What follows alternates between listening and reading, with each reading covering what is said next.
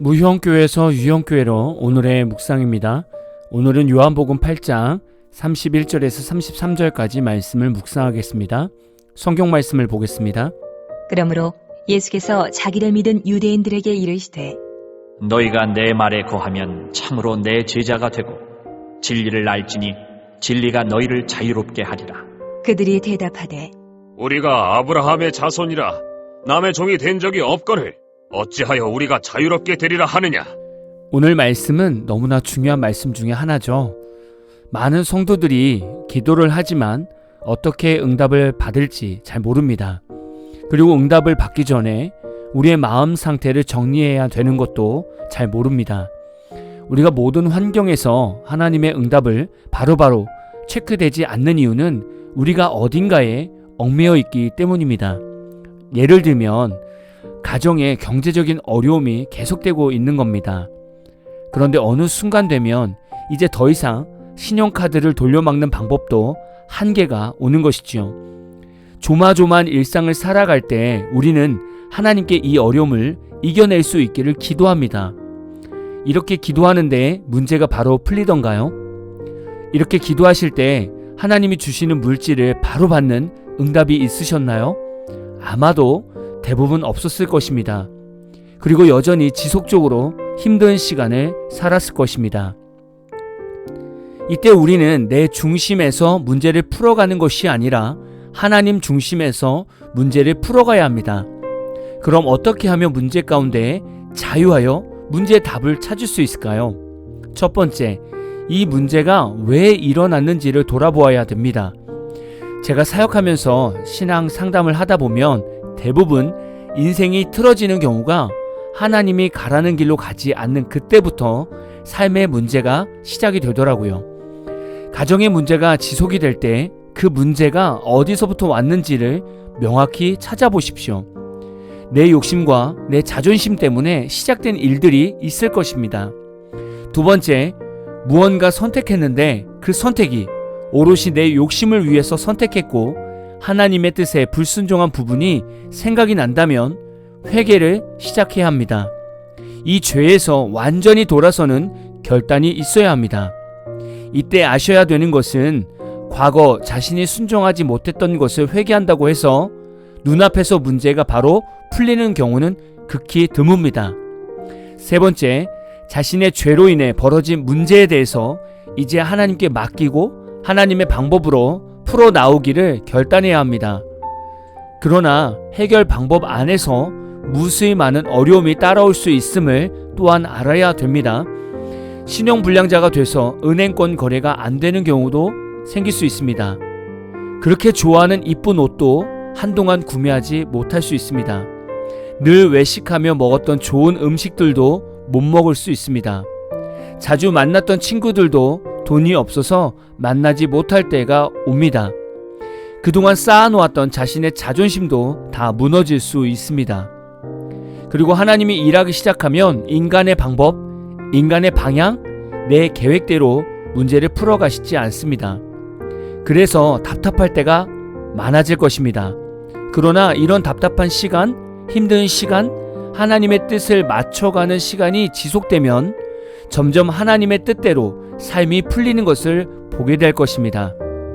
이렇게 하나님의 역사하심을 경험하시려면 예수 안에서 자유해야 하는 인생이 있어야 합니다. 예를 들면 신용불량자가 되어도 하나님의 뜻이 그곳에 있다면 내 자존심을 내려놓고 신용불량자가 되는 힘든 마음을 먹어야 됩니다. 내 자녀가 수능을 망쳐서 점수가 나오지 않았어도 훗날 하나님께서 내 자녀를 다른 방법으로 세우실 것임을 믿고 있다면 지금의 환경을 마음으로 받아들이고 감사하는 시간이 있어야 합니다. 저는 자유한다는 말을 이렇게 묵상하게 되었습니다. 내 삶 속에서 나를 올가매는 사탄의 유혹에서 빠져나오는 것입니다. 그런데 대부분 기도는 하지만 생각과 마음이 그곳에서 빠져나오지 못하고 있습니다. 왜냐하면 제가 앞에서 예를 들었던 것처럼 생각이 많아지기 때문입니다.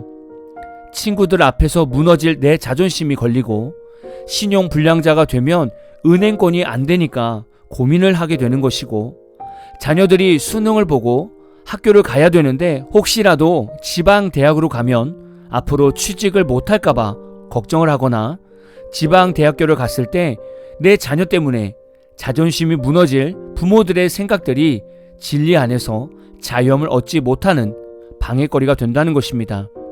이런 삶의 실질적인 고민들을 예수님께 온전히 맡기지 못하기 때문에 오늘 말씀 구절을 아무리 읽어도 마음에 감동이 없고 말씀과 삶이 다르다고 생각을 하는 것입니다. 오늘 32절에 예수님은 진리를 알지니 진리가 너희를 자유롭게 하리라 라고 말씀하고 있습니다. 이 말을 들은 유대인들은 자신들이 남의 종이 된 적이 없는데 우리가 왜 자유롭게 되어야 하냐고 따지고 있습니다. 유대인들은 자신의 영적 상태가 항상 하나님께 있다고 생각하고 있습니다. 그러나 이들은 하나님을 하나님답게 믿지 못하는 죄를 범하고 있었습니다. 하나님을 향한 인간적인 열정은 있었겠지만 하나님을 하나님답게 믿지 않아서 예수님을 보았을 때 메시아로 믿을 수 없었습니다. 예수님을 믿지 못하는 것은 이미 이들의 마음은 사탄에게 종살이를 하고 있는 것과 같습니다. 우리도 유대인들과 마찬가지입니다. 예수를 영접하고 하나님을 믿고 교회에 와서 예배를 드립니다. 그리고 10년, 20년 교회를 다니면서 신앙생활이라는 것을 하게 됩니다. 그런데 하나님의 뜻도 모르고 내 영혼이 어디에 종살이가 되고 있는지를 모르는 채 신앙생활을 하게 됩니다. 어느 순간 문제가 크게 터질 때 그때 비로소 자신의 신앙생활을 돌아보게 됩니다. 혹시 이렇게 자신의 잘못된 인생을 돌아보아야 할 때가 있다면 오늘의 말씀이 여러분의 신앙을 다시금 붙잡아주는 말씀이 되길 축복합니다. 31절에서 예수님은 너희가 내 말에 거하면 참으로 내 제자가 되고 라고 말씀하고 있습니다. 진리가 우리를 자유롭게 하기 전에 먼저 우리가 예수님의 말씀에 거하며 살아가야 합니다. 가정에 문제가 있거나 직장과 사업장에 문제가 있다면 말씀을 읽고 묵상하는 삶은 이미 예전에 손절했을 가능성이 높습니다. 모든 문제에서 자유하고 싶다면 먼저는 말씀을 읽고 묵상하면서 하나님의 마음을 매일 구하는 것입니다.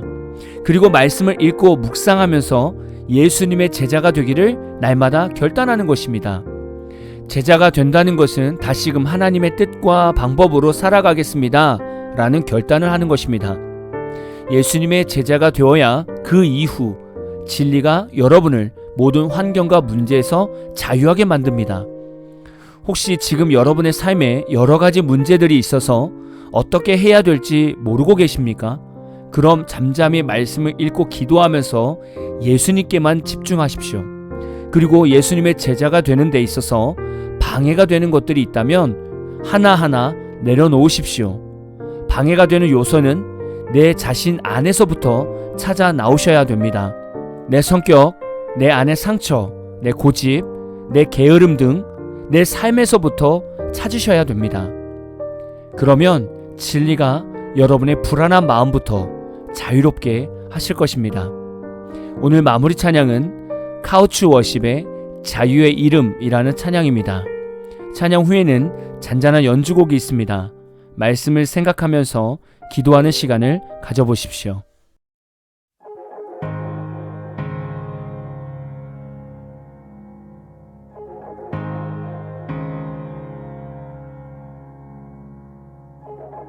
날 위해 세우신 그 땅이 있네. 때론 너무 멀게 느껴지는 곳. 주 앞서가신 길 나 따라가리. 그가 부르신 곳 이르기까지. Freedom is coming. 그 이름 예수. 죄로부터 나 자유 안에. Freedom is coming. 그 이름 예수. 은혜 예수. 자유 주시네. 주 내게 자유함을 주셨으니 승리의 이름으로 나 살아가리.